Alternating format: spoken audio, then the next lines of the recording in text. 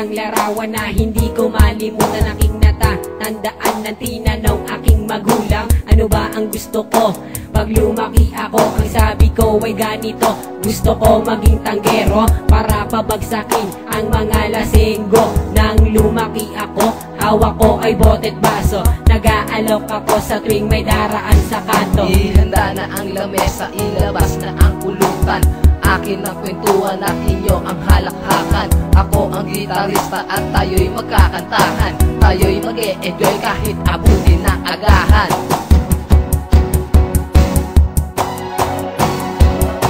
Kailangan ko ay isang red horse pampatibay ng loob.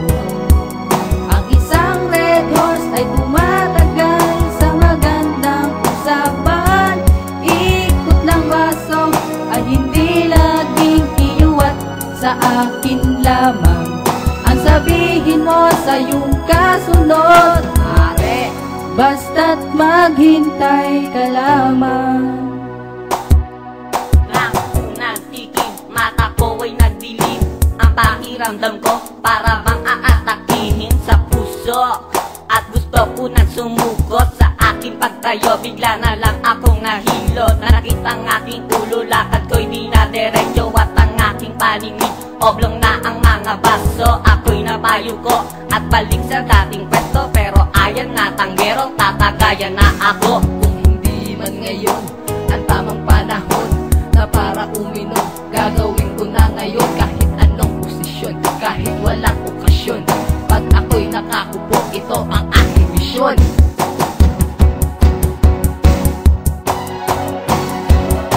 Kailangan ko ay isang red horse pampatibay ng loob.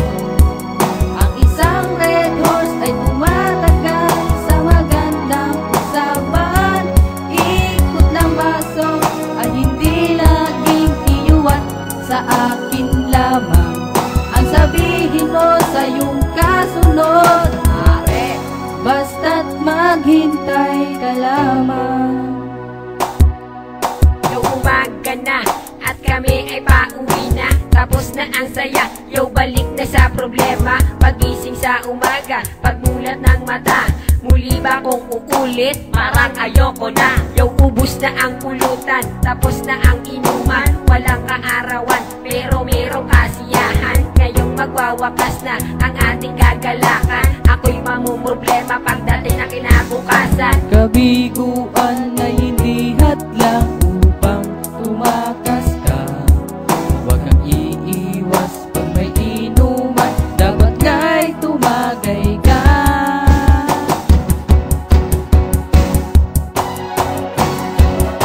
Kailangan ko ay isang red horse pampatibay ng loob.